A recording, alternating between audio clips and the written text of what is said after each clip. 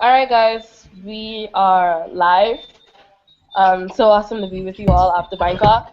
And it's really amazing to meet literally every last one of you. I just want to do a quick introduction, starting from left to right. So you can start us off, Chris. I I am Christopher Grant from St. Vincent and the Grenadines. Cinema?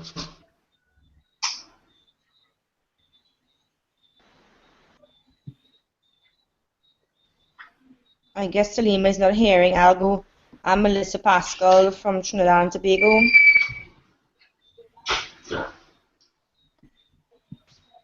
Michael Thomas, Grenada.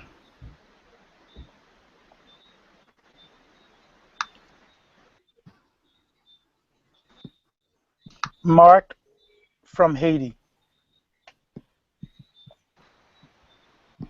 Aw-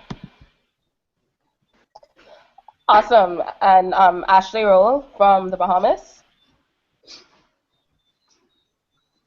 Okay. One quick question. Where is do anybody know Chanel and Regis is joining us? No. Shamel and yeah. So Shamel and Regis aren't gonna be joining us. Okay.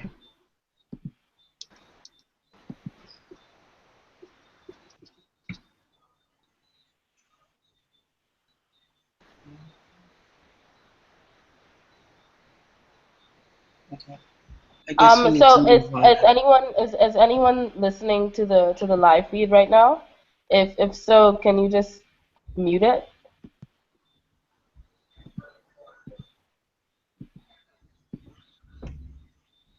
Okay, awesome.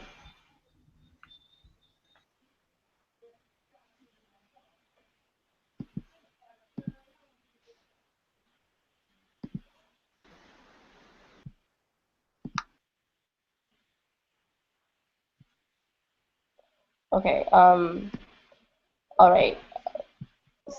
Sorry about that. Is everyone coming in clear? Okay, here. Okay, Yeah, awesome. I can hear. Okay, okay, awesome. I just wanted to make sure.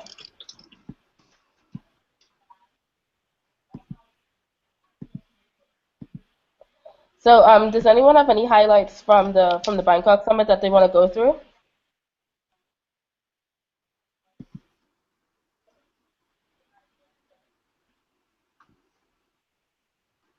Um, just one quick thing before we move forward. Sure, I'll Um, start. One of the one. highlights to me was definitely the peace and security um, presentation. That really moved me. I never knew the sort of the in-depth issues and real-life stories of individuals on the ground. The Palestinian and Israel presentation just rocked me to my core, to be honest. You know, learning about stateless nations. Yeah, it really blew me out of the park, to be honest. And also Oscar's take on just wanting to be acknowledged and wanting to be noticed. At the real level, that's what all of us want. So those two takeaways for me.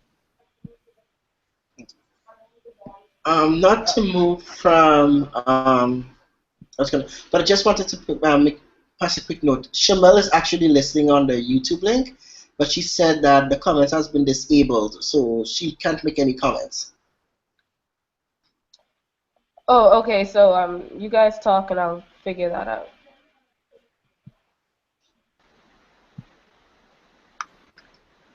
Okay. Well, for me, the Bangkok summit, personally, I think everything was a highlight for me because there was so much that I learned in terms of the different countries and what they're going through. Um, what also had my attention was the speech from the young lady. I can't remember exactly where she's from. She wrote the book. She was there last year and she did the speech. And when she was talking, and I heard how much her and her mom was sold for into in sex trade, and I was so astonished to think that when we talk about human trafficking, etc. A lot of people think that it's nothing that big, but then when you look at it in context, it's something that's really important, and we really need to take a look at it because the young ladies and even young men are being sold into sex trade, and a lot of people are not even seeing that and just focus on what we're doing and what other people are going through. So that, because I was walking out of the building at the time, the center, to go get some coffee, and she said that, and I just stopped and I turned around and I was like, wow, this is really heart wrenching. And I was like, I would not be able to handle it if that actually had something happen to my mother or one of my sisters or cousins. So that was really heartwarming for me, and I was really touched by that. And I was like, oh wow. I almost cried, and I'm not a person who cried easily. Mm. No, I Don't mind the noise. Don't mind the noise. I'm actually working in the computer lab, so I'm here until 10 p.m. So I'm just someone is No. printing. Don't mind the noise. But then mute it if you're not speaking, so we I'm can. gonna do that right now. Yeah. Yeah. I will move forward with some highlights. I think I've been to many young leaders conferences before, but I was particularly shocked and happy about this one because of the quality of the young leaders that came.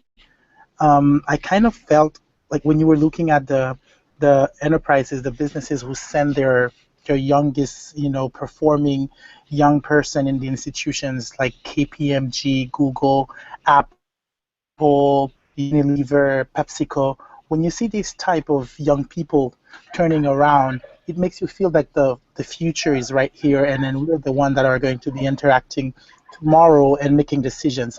Many young leaders conferences I've attended where, with young people just trying to make a difference, but I feel like these ones were really those that are going to make a difference. That really, really shocked me, and the connection that made there were very interesting. I met people with true passion and ready to move back and make a difference. And the last thing that was really, really interesting to me was how much the city of Bangkok put into this conference to welcome us, like we were very, very important people, and that they really cared about showing what their cities really have and how we can walk through and leave from their experience. I think this was tremendous to me, and most of the conference I was truly inspired, and I felt like it was a great moment, and I bring all that back with me in Haiti, and I'm trying to bring more Haitian now to this type of conference because I think they're super inspiring,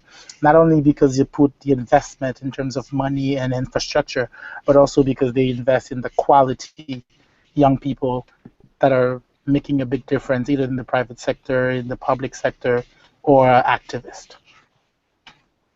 I'm so happy that you made note of how hard the Bangkok team worked for that. I'm sure they're really happy to hear that as well because they put their heart and soul into it. And I think I don't want to be biased, but I think the Bangkok summit was actually, I mean, it's going to be tough to beat really because it was an amazing not only show that they put on, but the quality of young people that One Young World seeks to bring together every year, and the fact that so many people get the opportunity to do this. I'm glad that you can pinpoint that. Does anyone have anything else before we move on? Go ahead.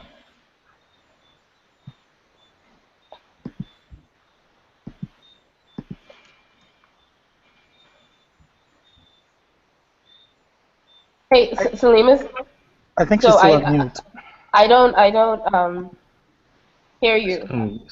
I think her mute is still on. No, she unmuted herself.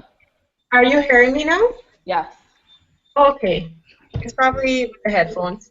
No, I was saying I'd just like to second what Melissa and Mark shared about their feelings. The peace and security was my favorite session. I was actually surprised by that. And Bangkok was just amazing. Like, they just went all out for us. To add to that, what I took and I really piqued my interest, it was something I was considering coming into the summit, is the whole idea of social entrepreneurship and social business. So moving forward for 2016, I mean, it's been a plan of mine. Well, not a concrete plan, but it's motivated me more to explore the ideas of social entrepreneurship and establishing one for myself right here in Guyana. I'm happy that you said that because the Caribbean community does need a lot more innovation, so to say, and it's important that we start from a more social, but from a social business concept. I mean, no one can deny that Latin America and the Caribbean are some of the most unequal. It's one of the most unequal regions in the world, and so if we can take that that that problem and look at it from a more social business aspect, I think that we would really be tapping into so to say untapped market. Um, is there anything that I know everyone says the Bangkok Summit was awesome, it was great, but if there was one teeny weeny thing that you could change, what would it have been? Kind of before I say, can you hear me? Yes. Yeah. Okay, I'm gonna second Salima as well. The social enterprise presentation was great. I remember the presentation by the guy. I forgot his name by now. My apologies to him. Where he said that he was able to start businesses to help out his family. I think that is quite cool. So you start something to a business to meet a need. So I'm definitely with Salimo on the social enterprise and the others, especially with peace and security. That was quite interesting. Okay, now into your question. What would I change? So the conference was great. I really liked it. I learned a lot. I met a lot of cool people. However, as I wrote in my survey, I felt that it was a lot of information packed in one time.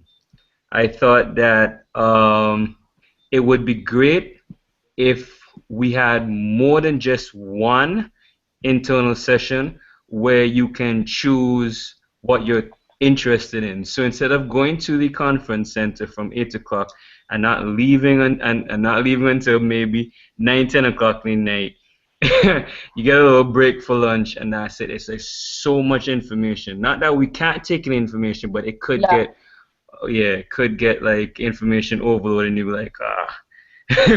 By the time after lunch, you're like, wow. But it was It's great. it, That's it's the only thing. That's the only thing I would yeah, change no. for right now. Also, it's funny that you mentioned that too because I think One Young World is in that precarious position where they're trying to find middle ground because when it's time for London, Zurich, and then Pittsburgh, people people said, oh, we're not getting enough information, and so because there were times for the One Young World Summit that we had these things, we had so much time that we were able to do these things called night owl sessions, and so after the summit was finished for the day, you know, if you were interested in health and you wanted to lead a discussion on that, you wrote onto the website or on the Facebook group and be like, well, this is a discussion that I want to lead. Meet me at my hotel lobby, and it'll be like 10 One Young World, 10, 20, sometimes even 50 One Young World ambassadors in the hotel lobby having a big discussion on health. So I think One Young World is actually in that precarious position where they're trying to figure out how do we give you really quality content, but also how do we give you enough networking time? So I honestly do think that it's something that they're still working on just to maybe just to kind of answer that question. But I do agree with you. Sometimes I'm just like, okay, Lord, I need a break. Maybe can I just add in before someone else says? Maybe if they just allow us to, or maybe add in some more internal sessions so we could choose what we would like to see. Just one alone, and I must admit the one I signed up for, I was kind of disappointed in it because I thought it would have been a bit more practical, but it wasn't. I guess because the time was cut short, so we had to speed through it. So I would have really liked more of those sessions for real. For real. I have one solution in terms of in terms of the content because I myself after the first day and then I was waking at 5 a.m. in the morning to get ready for my day. So after the first day when I got to the hotel it was already like about 11:30 or 12 midnight I think what they can do, because I realized, as you were saying, they wanted to give us more. I realized what they were trying to do is give us quality information and more content. I think what they can do, instead of having all of the information packed into 3 days, at least say, okay, we realize that 3 days, yes, and that's a lot of information. I think they can look into having the summit at least for a week instead of 3 days. So within that week, you have enough time to give all of this information. Plus, as Christopher was saying, add more internal and external sessions. So that way you have time to do more networking, and then you Mm-hmm. have time to still gain the information and the content that they're trying to give to us. So that's what I think should happen. Instead of having One Young World for 3 days, if it can happen, maybe have the summit for a week, like a regular conference, a 1 week conference where we have all of this information and we're able Mm-hmm. to share and network and do all of that. Definitely something to look into. Definitely a price tag attached to that. Um, extending it from 3 days to, and I think and then when you go through the process of fundraising for One Young World, you kind of realize that a week. I don't want to see the price tag for a week, but I do agree with you. We do the time for it, definitely should be extended so as we don't lose the quality of the content as well as we still, to find that common ground. Melissa, I think you want to say something? Or Mark? I just wanted to add quickly to some of the things I think that could be done better. I think the idea they're trying to also keep the conference on track and keeping track of time. And as they're recording as well, there's a lot of media behind the whole thing. They try to have you register your questions before you watch the panels. I think this Mm-hmm. was a little uncomfortable for me, so because of course you want to ask Kofi Annan a question, but you kind of have to find the questions before Kofi Annan even talk. So I think they could have more space for more, out of the blue comments, or have real reactions of people right after the sessions instead of having them registering their questions.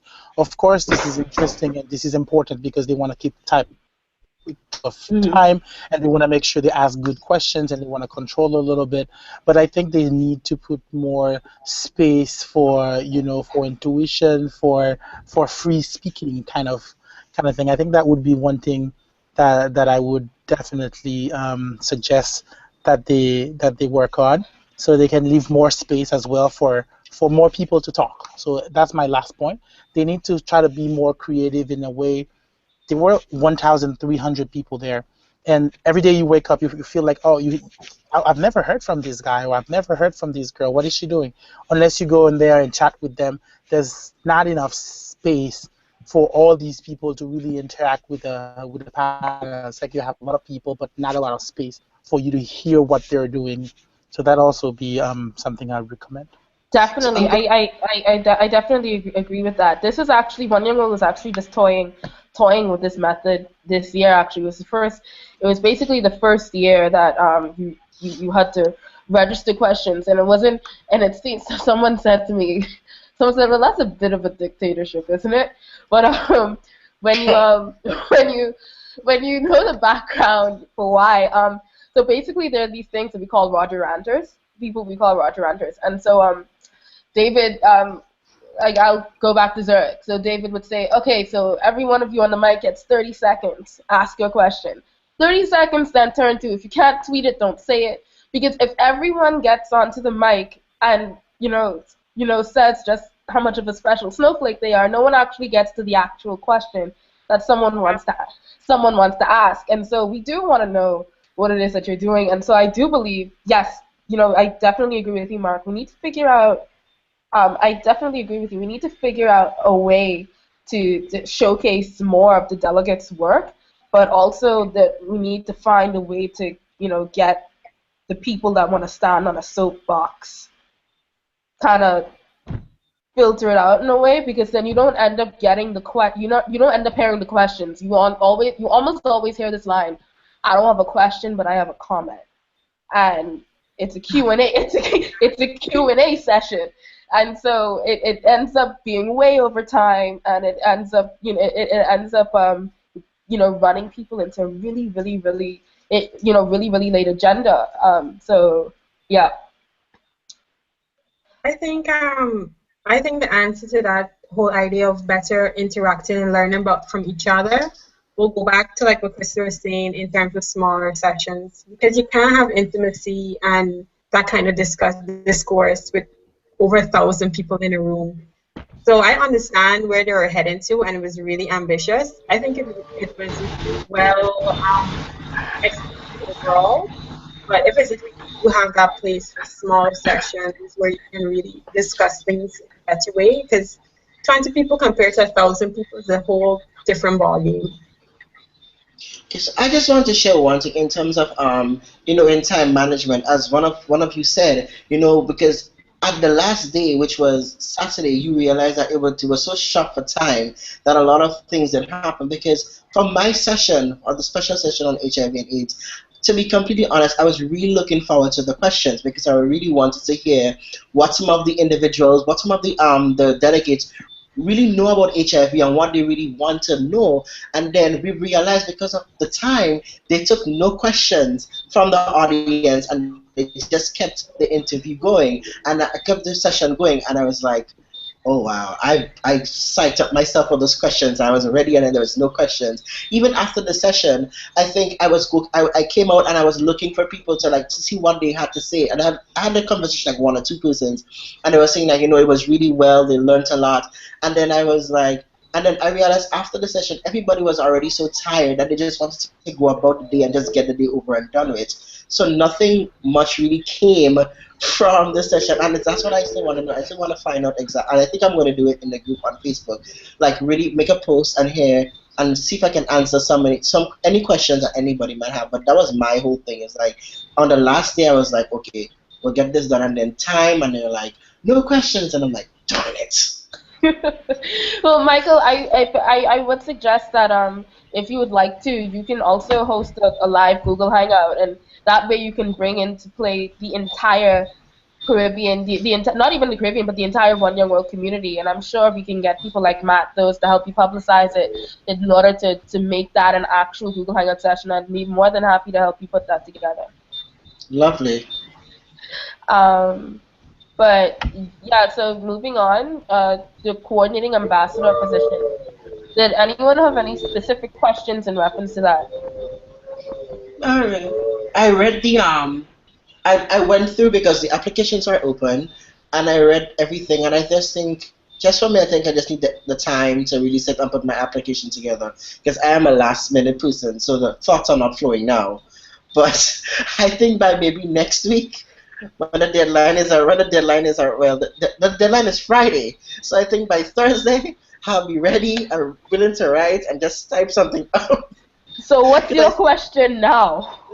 my question so far is in terms of the amount of work we have to do, because I noticed in the application they're asking, your time, how much time you have. So in terms of that, how much work do we really have to do? How much time do we really have to put into it? So I know exactly how to schedule my time efficiently in case I'm voted into the position.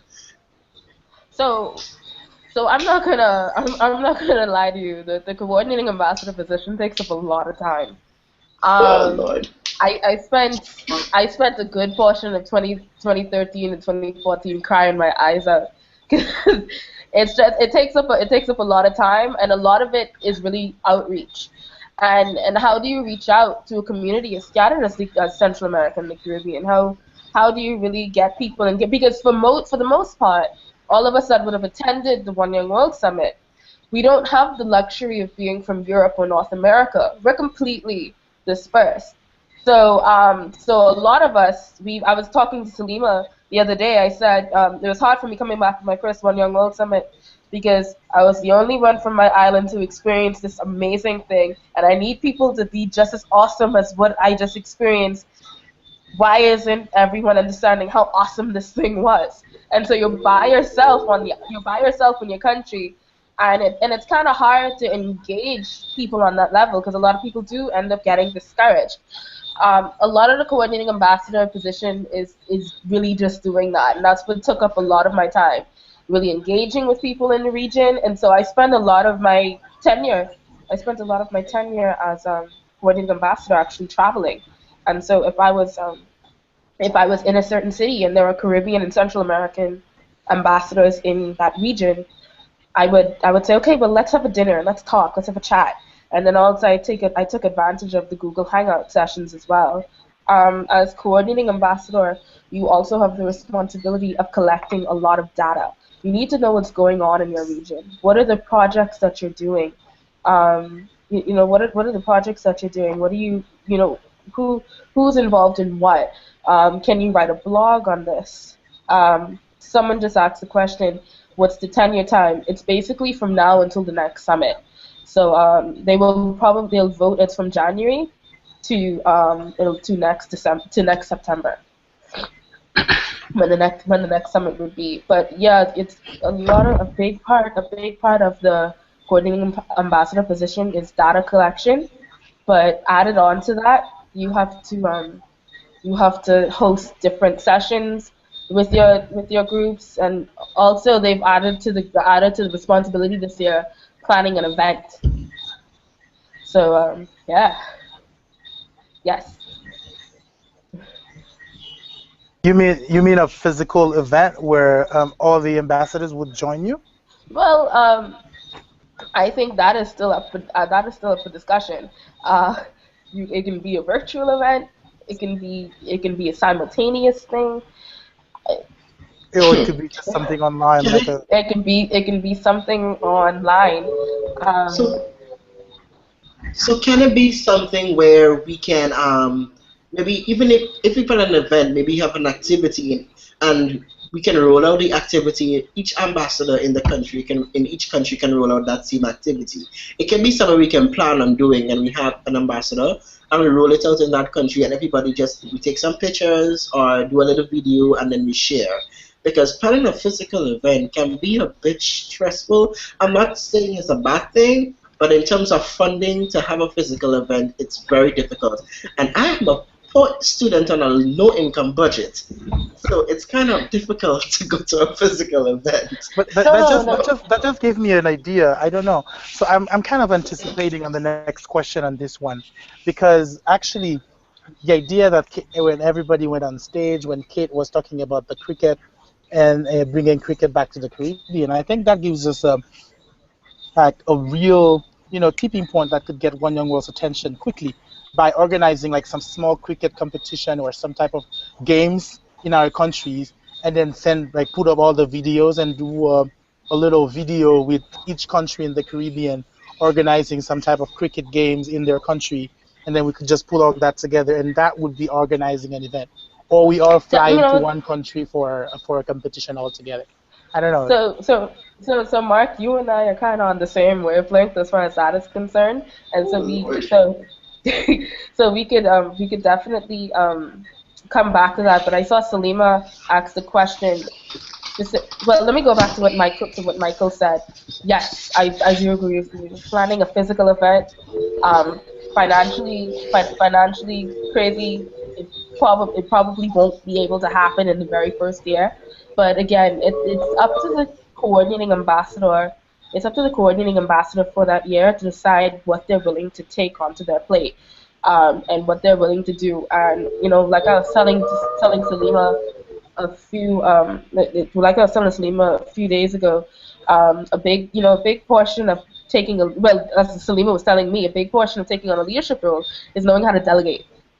And so whoever takes on the coordinating ambassador position, it's important that you create a team of both old and young One Young World ambassadors. And so definitely reach out into the pool of One Young World ambassadors from previous years, and realize that they are there as a support network, kind of dispersed, but they're still here and they're still very much willing to assist. People like Celicia Samuels from who lives in Barbados now.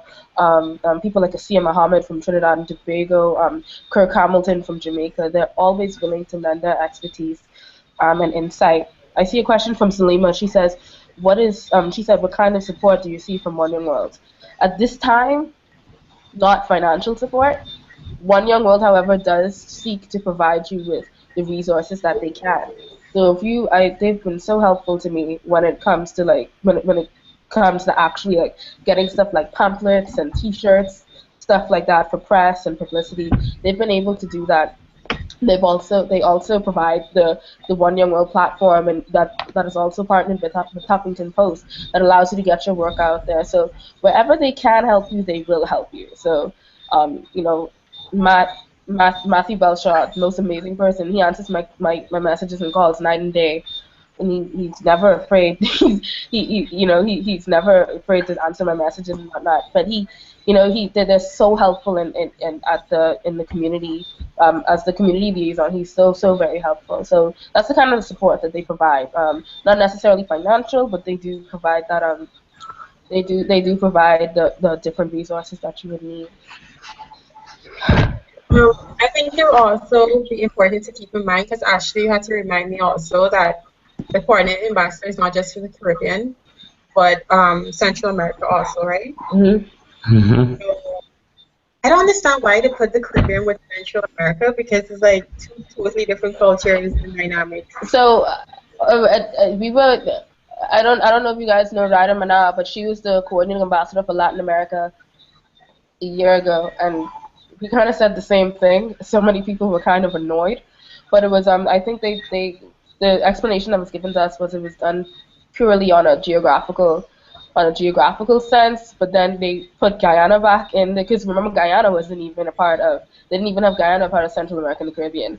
Guyana actually fell under Latin America for the coordinating ambassador position the very first year. So and it's big reasons it's reasons like that as to why Ryder and I decided to work together. And so she just took all of the Latin countries from my region and she dealt with them, and I just took all of the Caribbean countries from her region and dealt with them.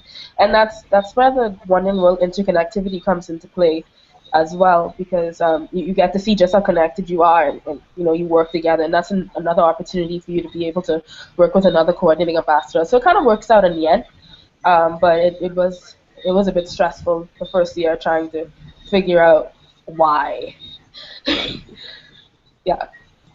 Um, so does anyone else have any questions about coordinating ambassador? Maybe the elections process? Mm, No? I think that the election process is self-explanatory based on what I read. You do the application, you get shortlisted, and then out of the shortlisted candidates, you choose the best candidate, and then best one or two candidates, and then they send out then they have done the One Young World Community votes for the coordinating ambassador. Mm-hmm. So I think it's very self-explanatory. Okay. All right. And on to the last portion of our agenda, which I know almost everyone on this call was really excited about, cricket. Um, but before we get into that, though, just the Caribbean, the Caribbean contribution to, well, I guess it plays the same role, but the Caribbean contribution to the One Young World community. How can we really? Last How 10 can we minutes. really? Yeah, that's the last 10 minutes. All right, good, good. Okay, thanks for keeping me on track, Melissa. All right, so let's go into that. Let's talk about how we can the different ideas on cricket. And I think between Mark and Chris, y'all had some contributions. Let's hear 'em. So can I just say this is something that we're gonna really have to work hard on, because I'm actually doing a training right now, and the training is at the National Stadium here. And I got to the training, and there was a game happening between Barbados and the OEC and the Windward Islands, and the stadium was empty. There was no one in the stadium to watch the game at all. So nobody advertises. We have so much people in the Caribbean who are not doing anything in terms of being unemployed, and the stadium was empty. We had a 15-minute break and an hour lunch, and that's when we went out and we sat in the pavilions and we were like clapping. The players felt so happy. So there's a long way to go in terms of bringing back Hi guys. cricket in the Caribbean, Hello. and I really want to hear some of the ideas that some of you guys have because I really think it's something that we can do. Because when I brought up the idea to some of the people in Grenada, one of them said to me, they're like, bringing back West Indies cricket or West Indies cricket what used to be. It has too much corruption. That's not going to happen. And I said to him, I said, you know what? It's a bunch of young people who are behind this, and it will happen because we want to see it happen.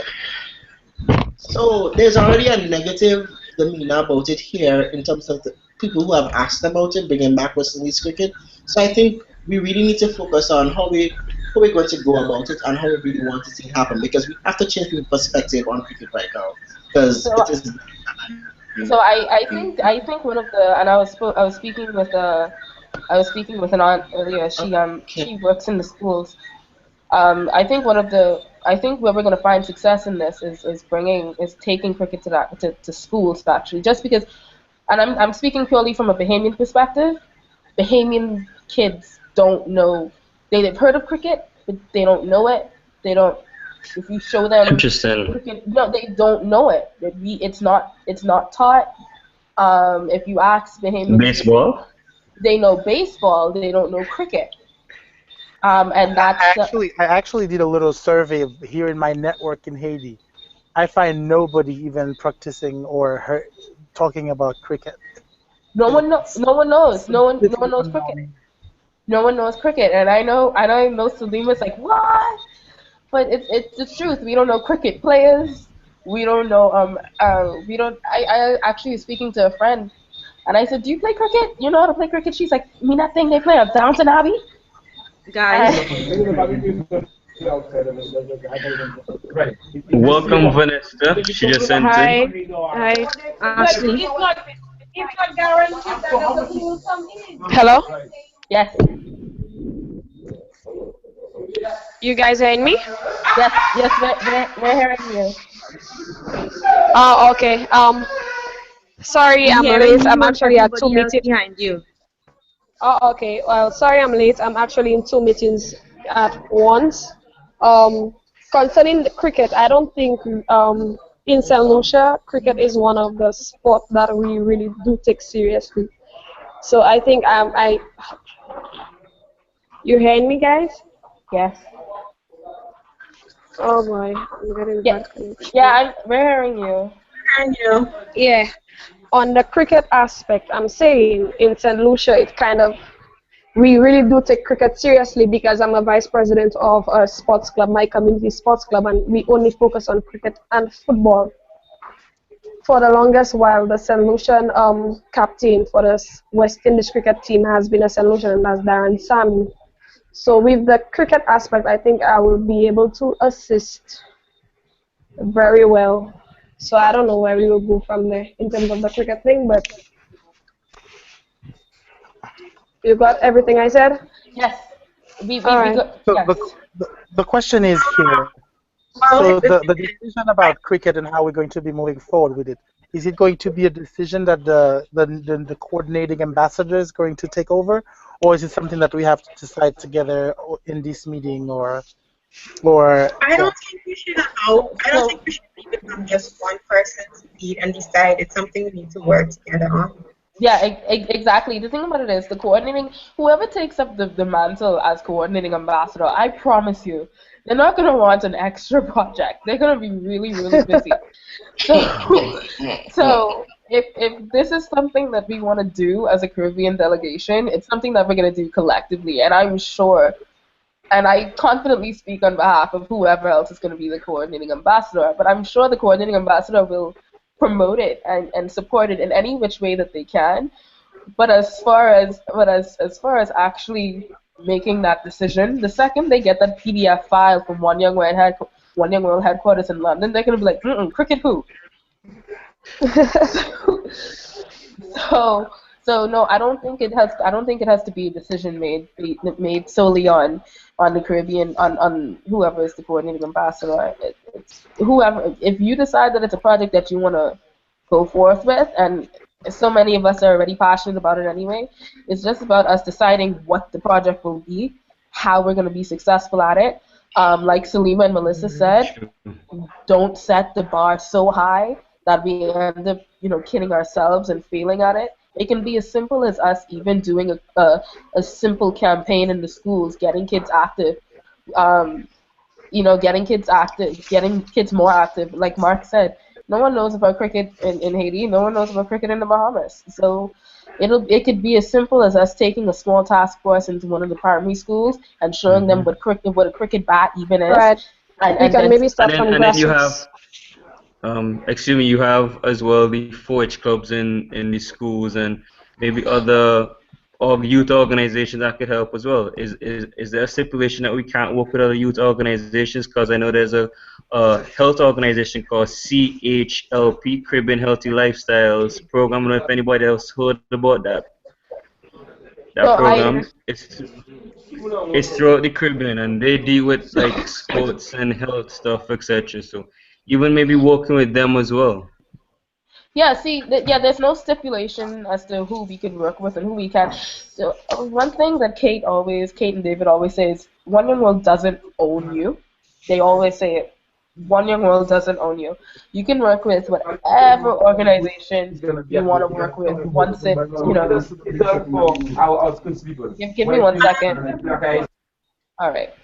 Yeah, you can work with whatever organization that you'd like to, and if this organization, like Chris said, is across the entire Caribbean, maybe we can look into seeing, because I've never heard of it, but maybe we can find, yeah, maybe if we find similar organizations within our countries that kind of do the same thing, have the same mission statement, then we can do like maybe one day, like a day of cricket across the Caribbean.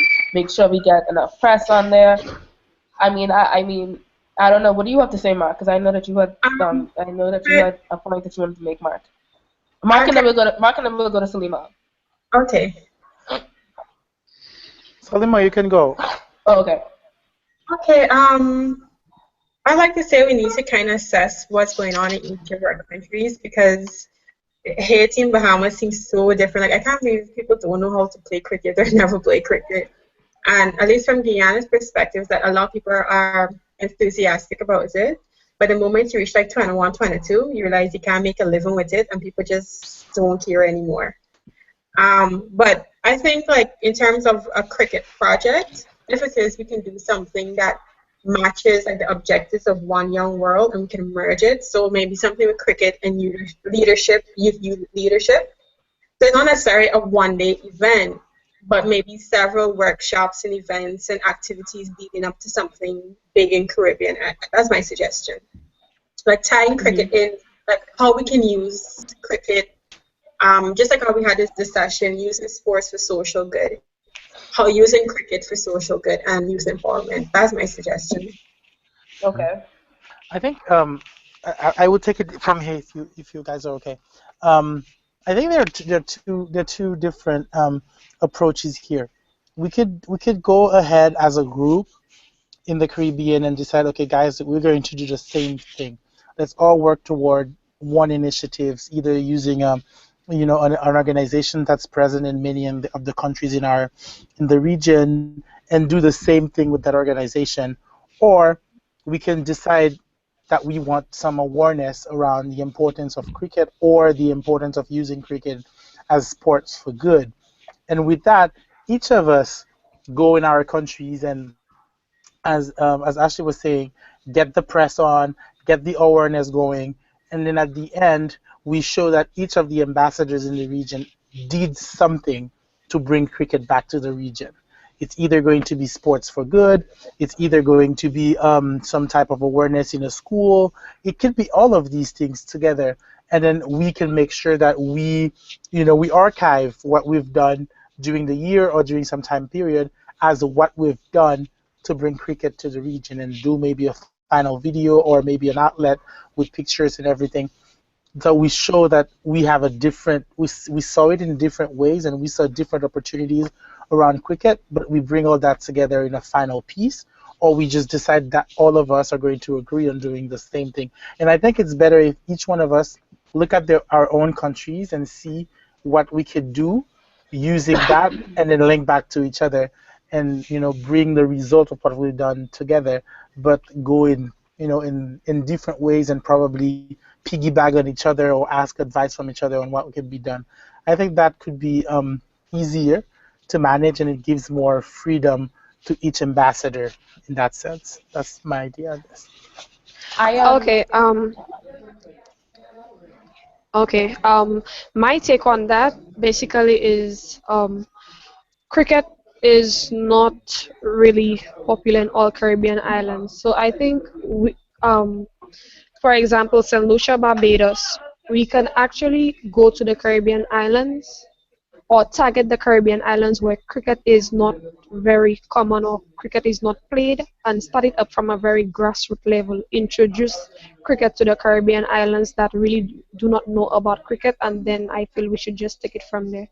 so okay, so basically what I said about going into schools. Right. Yeah. I actually do kind of have an idea that I think might be able to work for this year. I don't Mhm. know. I don't know how cheesy or corny. I don't know how cheesy or corny it sounds, but I think we can. What we could do is do a day of cricket. Hear me out. We partner with some of the school. We partner with a local organization, one that's probably already known, one that's probably already well known in within our Caribbean country. And I think it's actually I think it's easier for us to do one thing, but from a different level. So how Salima said that she's kind of shocked. She's kind of shocked that there are people that don't know how to play cricket. I think it would be cool if what we did in some of the Caribbean countries that didn't, some of the Caribbean countries where cricket isn't very popular, what we did was have tutorials from kids from Guyana, teaching Caribbean other Caribbean children how to play cricket, like really cool short 30-second clips showing showing the different I don't know what the bat showing what each thing is basically for, and on the days leading up to that leading up to whatever event we decide to do, like maybe it's like one day, like maybe like how schools do their sports day. Maybe we can on that one day we can have schools say, well, we'll have one game dedicated to one young world Caribbean on cricket day, and we could call it the one young world Caribbean cricket day, something like that. I don't know. Someone more creative than me can figure it out. But I think in that sense we can kind of play off each other, like the Caribbean, like take ownership of one another. Whereas other Caribbean countries, countries in the West Indies and Caribbean that know cricket, they can actually teach it to their brothers and sisters, so to say. I don't know what you guys think about that. If I was even making any sense, if I even articulated myself well. No, actually, it makes a lot of sense. It makes a lot of sense because Asaya and I were actually speaking about very briefly about how can we increase the popularity of One Young World, and I do believe that cricket and the conference actually can work off of each other, and you could actually get a win-win situation, meaning bolster cricket in popularity as well as bolster One Young World in popularity. Um, and I mean, cricket in Trinidad is huge. Just for the mere fact we have Pollard, we have Bran Lara, all those guys. So I'm thinking that, we can definitely use that as our strength and sort of make something happen. I think that at least from a Trinidad point of view, that will help One Young World and help our, meaning get One Young World into the schools a lot faster than I would have seen it otherwise. So that would be how I would like to move forward using cricket to expand One Young World, because come 2016 I want to have 5 Trinidadians in Ottawa.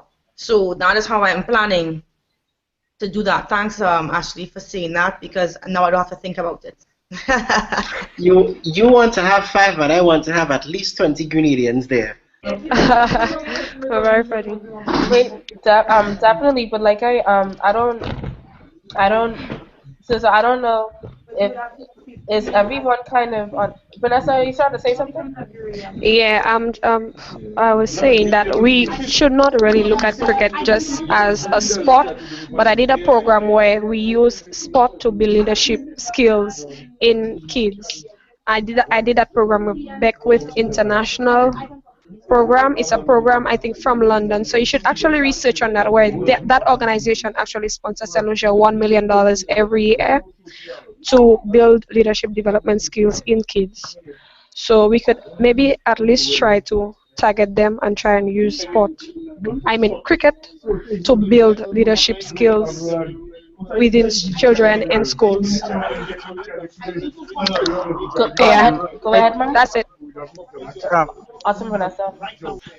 yeah, again, like I said in my previous comment, I think there are two levels. So maybe there are Yeah. countries like St. Lucia where there's some level of cricket that I think people need to know how to play a game before you can use it as leadership, a way to build leadership.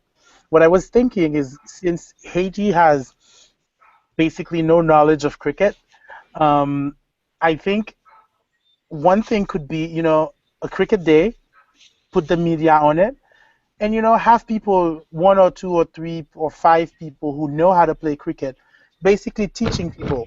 It would be like walking them to discover that game, and that would be a first step. And like Melissa was saying, we could use that as, to push One Young World, to push more leaders to know about One Young World. We could have, at some point during the day, somebody would come, an ambassador would come and talk about One Young World and how this thing came around. And then at the same time, people who have open minds and come and, learn how to play cricket for a day. And then we take a lot of pictures, we write articles, we bring One Young World Press, we talk about One Young World, they know about it, and we do a cricket day. So it's kind of a day where we find a spot, a place, and then we all meet, and then we talk about cricket, we play cricket, we learn cricket, and I think that could be a good start. Yeah, Mark, I definitely agree with you, and I think that's why I made a comment on coming at it from different levels. Even if we I don't think I articulated myself very well at all. What I was saying, that countries that like Trinidad and Saint Lucia and Guyana, that are actually familiar with cricket, they could almost put together like different, like 30-second clips that we can broadcast on this specific day. So it doesn't have to be something as intricate as creating a leadership program, like you said, but just to take a one day where we just teach them, and we build on that. And so I think basically all of us are kind of in agreement on going into schools. Salima, I think you have a point that you want to make. We have 10 more minutes. I lied, 8. I see where Mark is coming from. I mean, you can't implement a program where people don't know the medium for it, really. But I still think that we need to look at the bigger picture, because the reality is the majority of problems we face with Caribbean cricket is because we have poor leadership. And if it is we can't people to lead cricket, it won't have immediate results next year. We wouldn't. So, or maybe, I'm not saying we do wide scale stuff, but just teaching someone to field and bat and bowl, we can also use it as opportunities, because we have young people. We can also use it as opportunities where we could bring in mentors who are maybe can't find cricketers. So there's something like in Guyana that if I can get access to professional cricketers, they can go into the schools with already existing cricket teams, or where cricket teams need to be established. They can teach a sport, they can teach leadership and mentorship, that kind of stuff. So I think this goes back to what Mark is saying, though. We got to come at it from different levels. So whereas we'd be kind of teaching, countries like the Bahamas and Haiti what cricket is, you can Melissa and Salima, you guys can take it from the level that you're at. Whereas you use that specific day in which we agree on to go into the schools with these popular cricket players, and actually come from a more leadership perspective. But you know what I'm saying? Like Mark made an excellent point. There are two different levels here. There's a completely grassroots level, and then there's a level that is like, okay, we're past this point. And that's why I said I think it's important to bring it together in the sense where where you guys kind of teach us, like it goes back to putting together that kind of starter pack, like almost like a cricket starter pack that you can almost give to us and be like, this is what you can broadcast.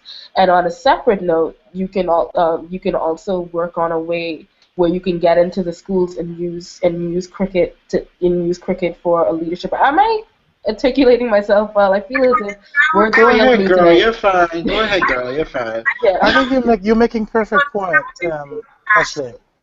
But my point is that you cannot teach cricket without teaching leadership. Like to do it without, well, that's my perspective. Like if you're gonna teach any sport or anybody's gonna play any sport, Yeah. it has to be about discipline, leadership, and team spirit, community. Like that's my mindset of when it comes to sports. It's not just about hitting the ball around the place, but No, and I definitely agree with you, but I feel as if, I definitely agree with you, and in nothing, you can't teach anything without giving someone a sense of accountability and teaching someone that, leadership, play a good leadership plays a pivotal role. But at the same token, I didn't remember in PE. I didn't remember in PE my PE teacher telling me, all right, no, not over there. Like I don't remember someone kind of like shoving it down my throat. It was something that, like with the cohesive skills, you kind of learned that, all right, this is my team leader. This is what I do.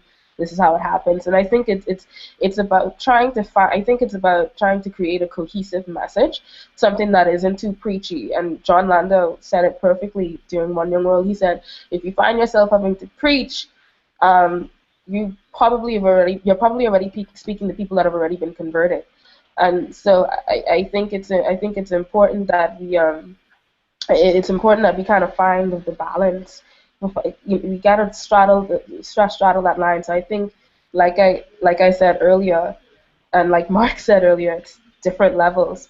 And so from your level, you'd be going into the schools and speaking to kids and showing how cricket is important in leadership.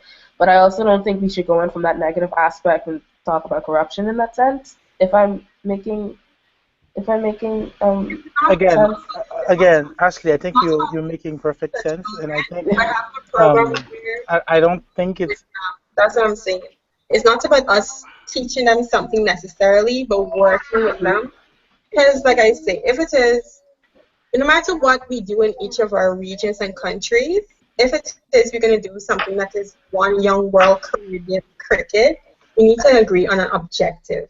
So no matter what the objective is, no matter our means and methods, we need to at least agree on an objective. What we're doing it for? Is it just because keep asking us to do something, or we No, doing? no. So I feel as if, because I wasn't in the auditorium. I wasn't in the auditorium when you guys made the commitment. But I feel as if the objective of us even talking about cricket was because we wanted to bring it back into the West Indies and back into the Caribbean, make it something that's popular again. And I think that I thought that was the objective. Maybe I was wrong. no. I think That you're was the right. objective I got.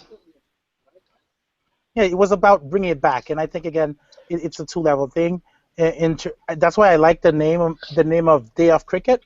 It keeps it broad enough for each country to really identify themselves, as in, okay, how far are we with this?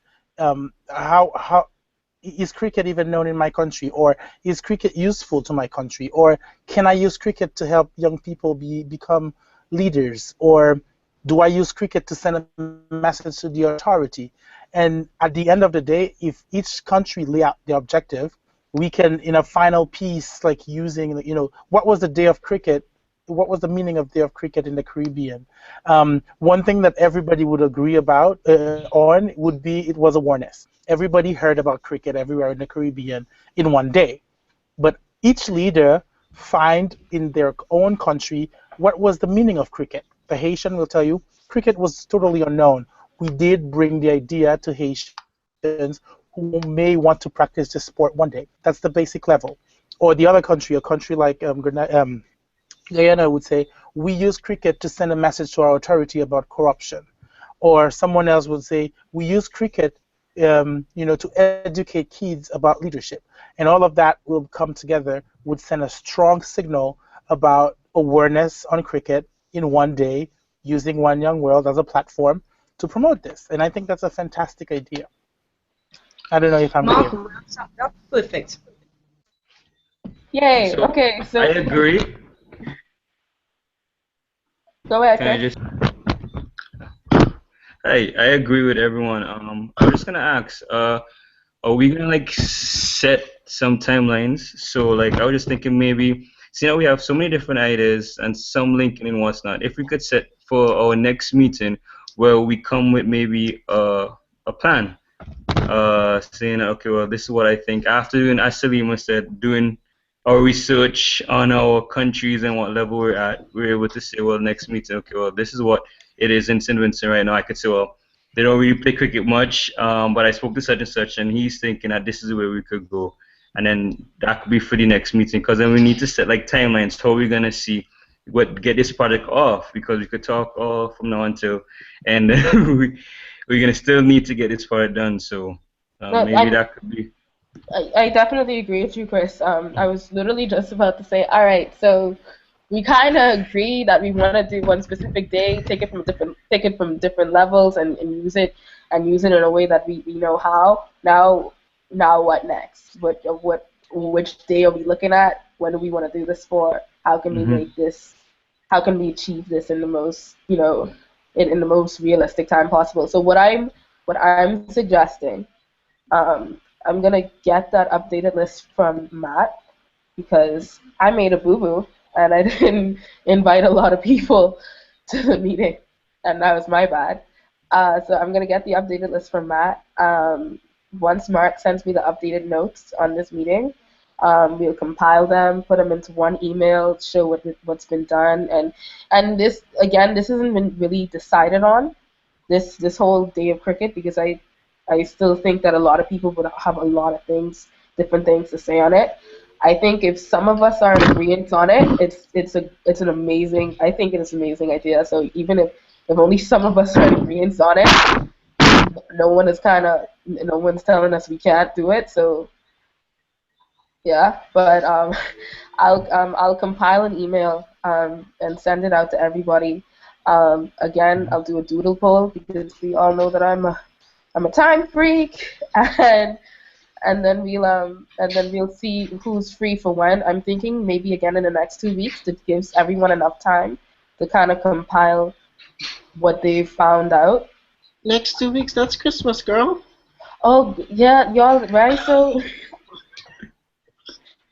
you so Girl. you sound so Caribbean just now. I was talking to somebody and they was like, you just write off the entire month of December for Caribbean people. like, so, okay, let's look at this. How does, hmm, yeah, because I don't want to leave it until January. That's too long. I really don't. And so, how does next Thursday work for everybody? Hold What? on, hold on. Would it be just a meeting about the cricket project? That's it. Yeah, I think it'll just be a meeting on the cricket project because we need an entire meeting just for this thing. But technically, you cannot do a hangout with more than 10 people. How are you planning on having We can an switch it to entire? Skype. We can switch it to Skype. Okay. Yeah, we can switch it to Skype. Um, but yeah, we'll figure out a date and time. I'll throw out some dates out there and see what people are more so receptive to. I mean, I don't think it's something that should take a lot of time. This shouldn't. I try to be practical. We talked about this. If you're invited to talk about it again, if you have some time tomorrow or the day after tomorrow, I think everyone here should be able to talk about, what Well, the idea is on the cricket thing. I think yeah. I think I can send you the notes from this meeting tonight before I leave the office. Actually, I'm still at work. And you could get the updated list from Matthew. I think you can put some points here about what we've been talking about, kind of, Yeah, see, give a feel, and I've then already put in a request for the updated list, and so I have to actually wait on that. And so to do it for tomorrow, I want to give people enough time to be ready. I want to give people enough time to actually be they put themselves in the headspace to do this. So whereas me and you and everyone else on this call, they're in the headspace for this. Yeah, but I also think I that if you don't. give them a brief description about what we talked about here, it could give them an idea, or even if they don't come to the meeting, they can just reply to the email and tell you, I might not be able to be there, but this is what I think, and then you can compare comments. So Let, in that way, you could move out faster. let me just say the Again, rest I of still this. needed the updated list.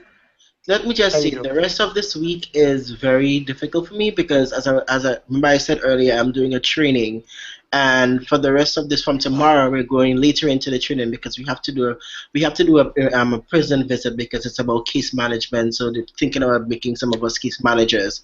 So the rest of this week is going to be very difficult. What about Um, Sunday? What about Sunday, Michael? Is it crazy for you as well? it should be fine because I would be in the lab again because I work in the lab on Sunday from 10 a.m. to 2 p.m. So that should be fine, but Sunday should be a fine day. I just need the Yeah. rest of this week to get all of this out of the way. What about everyone else? What do you guys Uh, think? literally, I can always make time for one young world. So any time is fine for me. But I always try to be cognizant of everyone else's time and day and time. But Yeah. yeah, go ahead. I was thinking about shooting on a day. At least we could agree all here. That would make sure at least, 2, 4, 6, 7 people participating. If we can Yeah. already agree on that, we can always do a doodle. We can just make sure we all confirm Sunday. But if we're all fine here while we're here, which is something kind of difficult to get everybody here together, then we could. Yeah. I'm just trying to make sure we move forward with this and just don't Yeah. No, leave I it to a mean, doodle that's hanging I around. would like to hear his input. He was unable to join tonight as Regis because Regis played cricket for a good bit when he was younger, and I yes, think he said he yes, still plays a good bit. So his input would be great, and maybe the others. So yeah, yes. hopefully We'll we could figure. get Yes, some others in. yes. We'll figure out another time as to when we can do this. We'll put out another doodle poll out there, see who's free when. If Yeah. Sunday is good for everybody, we'll go with Sunday. But Melissa, can we move on to the next portion of the agenda, please? Just for going over time. I don't think there's any other. It's a wrap up. No. Go ahead, Melissa. Melissa? Your mic is muted. Melissa. You guys hearing me now? Yeah, I can hear you now. Yeah. Okay, perfect. So we are moving on to basically the Caribbean delegation moving forward into the next One Young World, yeah? Yeah. How are we going about it to increase our presence, most importantly, because when we had a poll and we realized that we were less than 2%, was it? Yes. Was something quite ridiculous like that. Yeah. That really shook me. So 1.4. But hold on, guys. This was 1.4 exactly. This is actually the Not first even 2%. year. This is actually the first year where Caribbean Islanders could actually vote and say that they were there. So you know what? Precisely, but therefore that's a step in the right direction. Count your um, um, so raise your hand if you were a recipient of All Banan. If you're a recipient of what, sorry? All Banan. and the scholarship. So All Banan is an amazing scholarship opportunity, but it's also it's also one of those scholarships that kind of make Caribbean Islanders kind of dependent on getting to the summit. So some Caribbean Islanders think that okay, so if I can't get All Banan, I can't go. But as you see with myself, I fundraise every year, and then Melissa, she fundraised this year as well. I think it's important now that we kind of share not only our fundraising tips, but also take it a step further. How can we come as a more combined front as Caribbean Islanders and say it's important that young Caribbean people attend this conference? And it was a question that I posed to the Dublin group, and it was the Joburg group, and a lot of people weren't. Some people were keen, some people weren't. But I asked them to give me the list, give me the name of five big companies in their country, with the contact information that we can approach collectively and say to them, if you send, we would love for you to send 3 of your employees to this conference, and we would like for you to send 3 people to this conference, and if 2 of them are your employees, one of them has to be someone local. It wasn't as receptive, and I wanted to throw that idea out there to you guys and see what you guys thought about that. I started writing an article. I'm still not done. I'm so busy with doing other stuff. My ultimate goal and my commitment was when I come back here to actually speak to companies.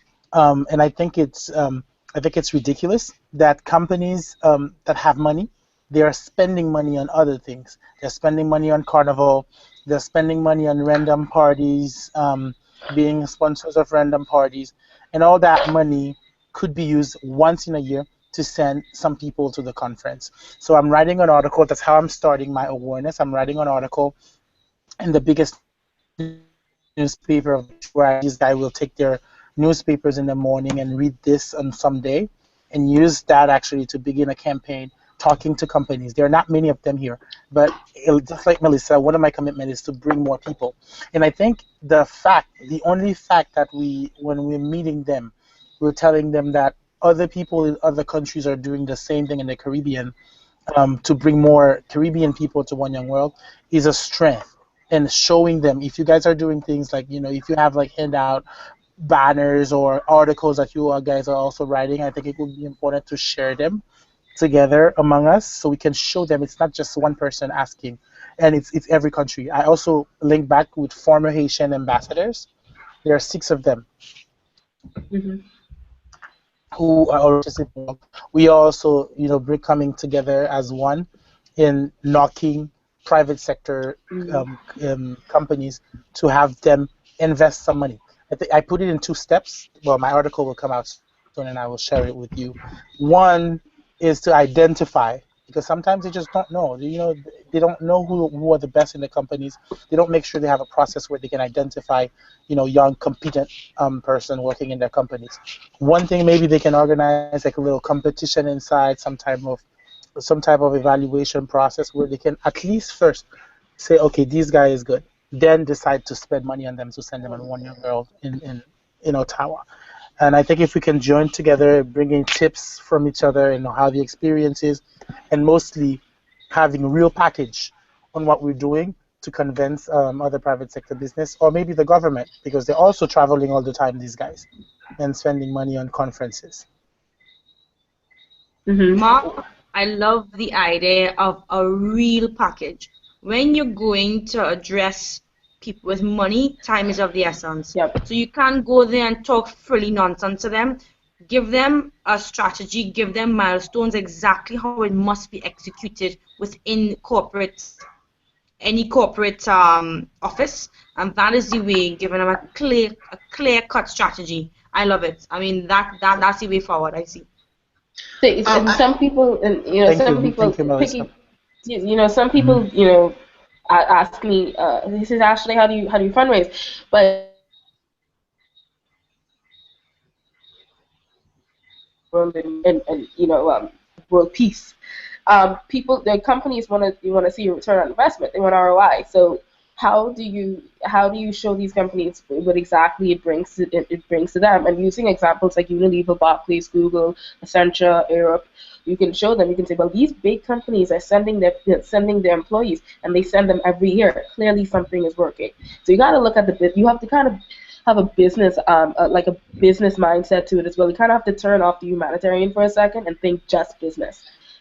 Go ahead, Michael. Okay, so I have to agree with what Mark and Melissa just said, because I can speak from a personal experience. Because when I found out I got the scholarship, yes, although the scholarship was covering the main essentials, I also have to think about, I still need to cover personal stuff to and from Bangkok, right? So then what I set out to do, like, I went to different companies, I let them know, look, I received the scholarship, I'm going, but outside of that, delegates have to cover their own costs in terms of overnight, etc.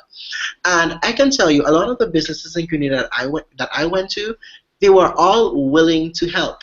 But I think the problem was because I found out about the scholarship, because I got the response so late in the year. So by the time I sent out those letters, they had already finalized their budgets for the year, and they couldn't really help.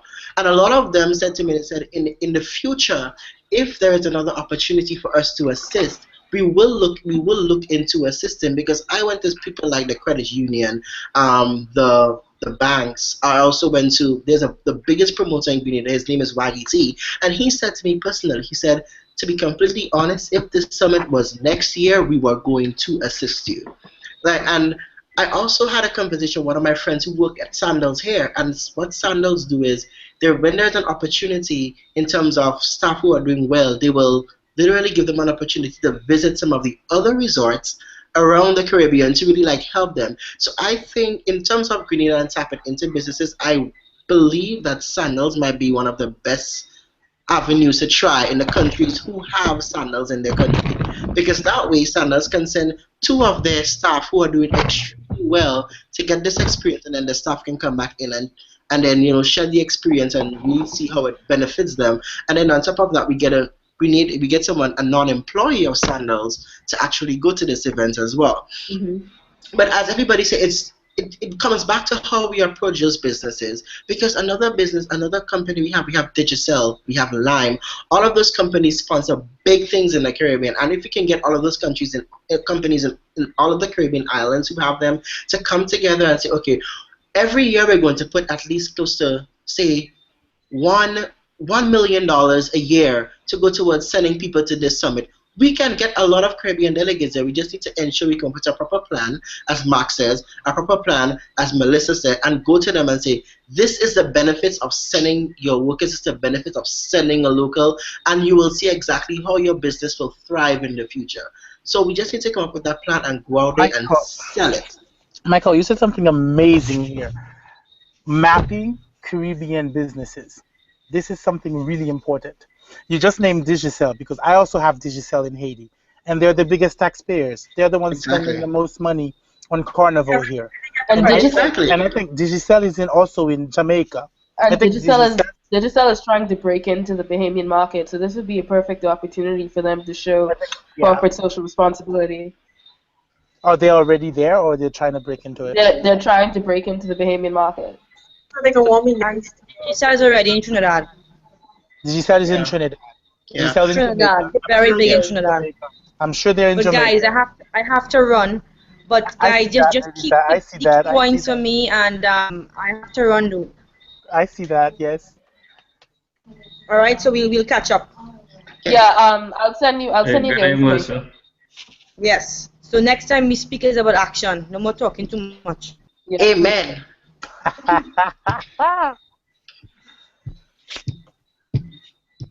So we target specific companies. Yeah. Yeah. Is there any other that we know? I think. Hold on Go ahead. for a second. For a second there, it sounded like we had an attack on Digicel, and it sounded really scary. It was like, I got Digicel too, and it sounded like we was launching some sort of attack. I'm gonna need us to ease up just a bit. Let's talk about a different company. Well, we do have in Grenada we do have Lime, which is another telecommunication company, and Lime is one of the biggest sponsors of Grenada Carnival, and in the Caribbean, Lime just actually bought Flow, which is one of the major television companies in the Caribbean. So Lime can contribute towards this. Yeah. We can also target the banks. A lot of the banks do have funding in case they want to help, because a bank here who helps. We have Grenada Cooperative Bank, and they do a lot of stuff in terms of funding students with scholarships and giving people opportunities. Okay, so at the risk of not wanting to go over time, I think we're in agreement right now that we have companies in the Caribbean that we need to target. So this is my suggestion. This is something that I want to undertake, I would love to undertake personally, not necessarily but be ahead of anything to politicize this, but I would love to undertake this personally as a personal project. Then if all of you can just think about companies within your country companies within your country that you know for a fact, but also other companies that might not be well known, but also you might know are big on profit.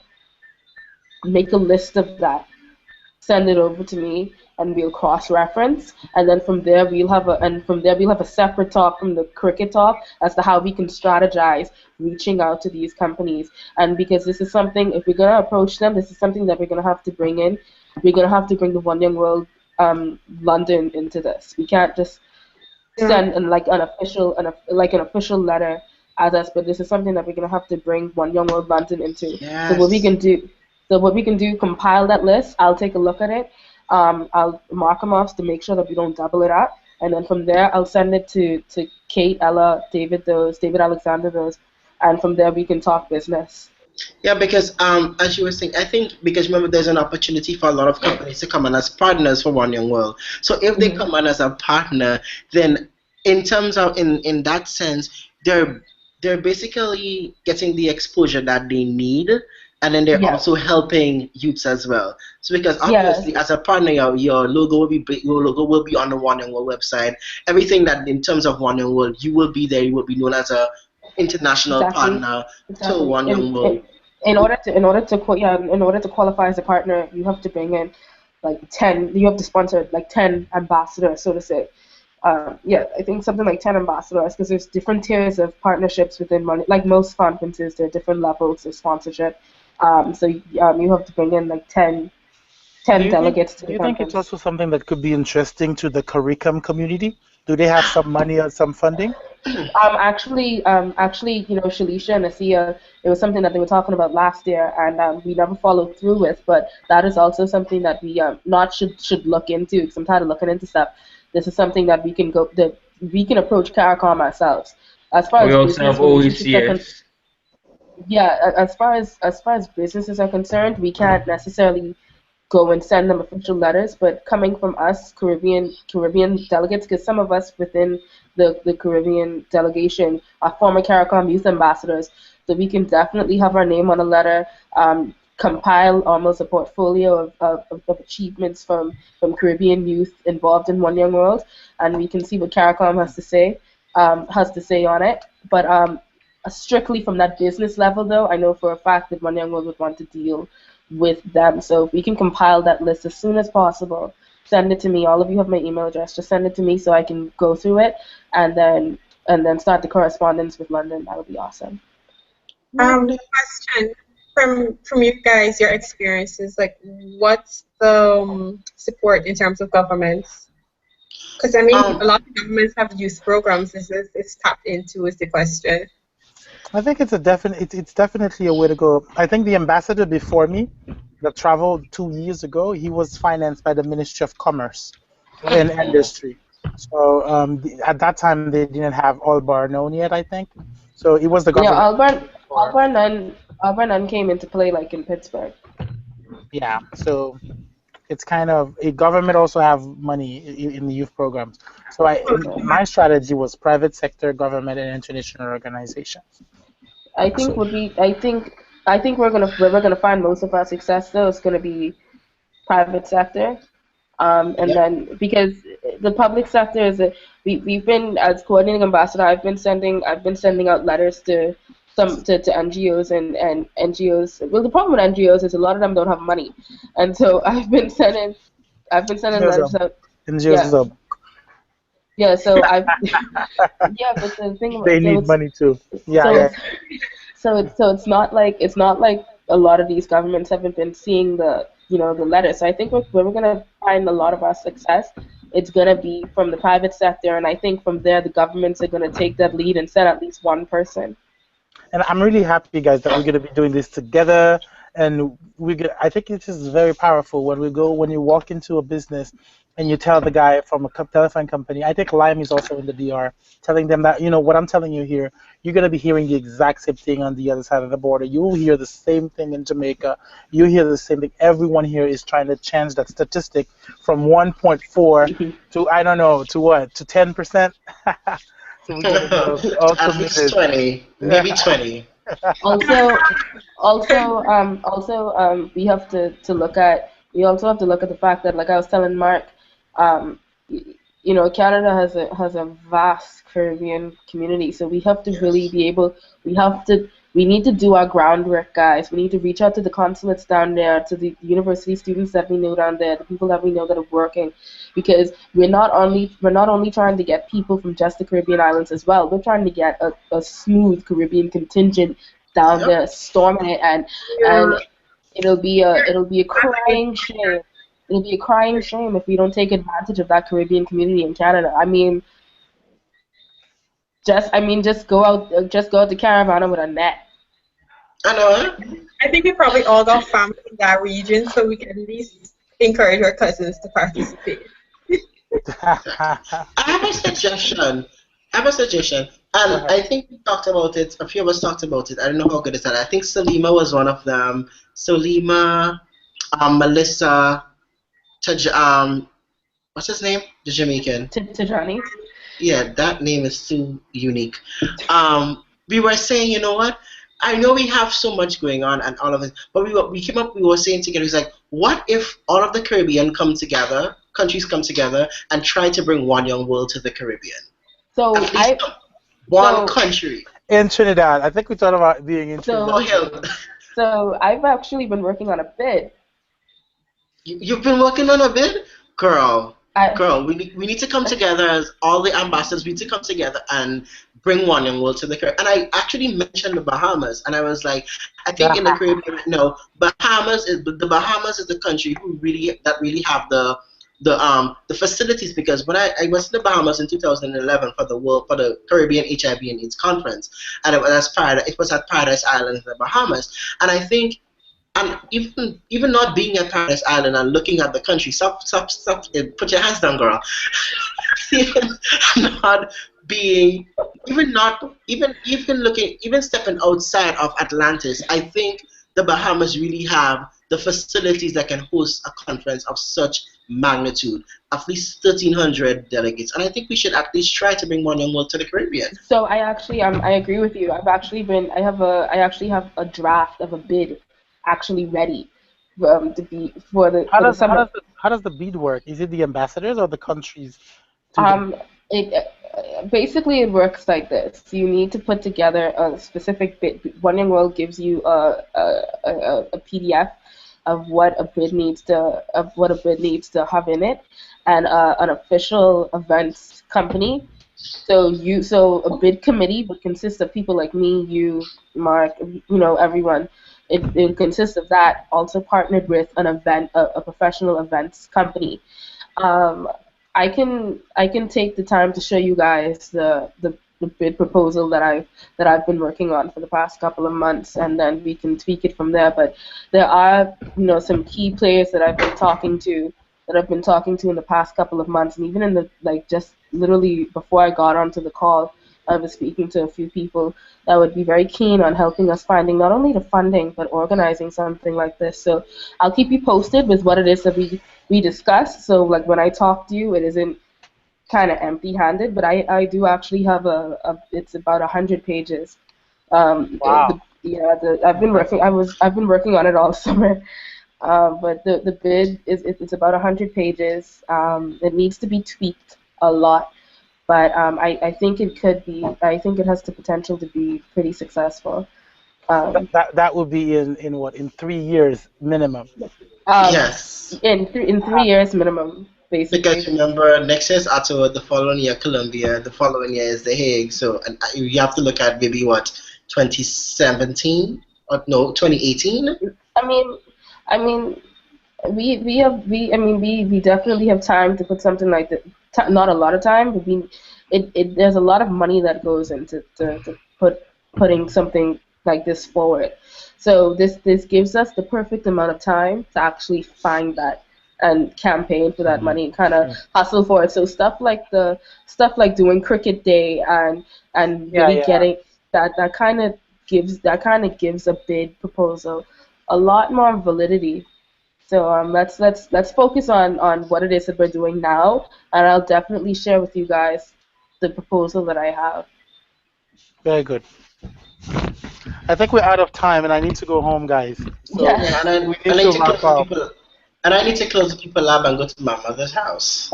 Boy, Yeah. okay, okay, okay. So Oh my God. Hold but on. this has been it's been really great, guys. I'll send you guys a doodle request with when we'll talk about cricket, and then let's just get the ball rolling on that. Most Yes. definitely. Sounds good. All right. Have a good night. Thank you so Bye, Have a much. good night, guys. Thank you everyone. for facilitating.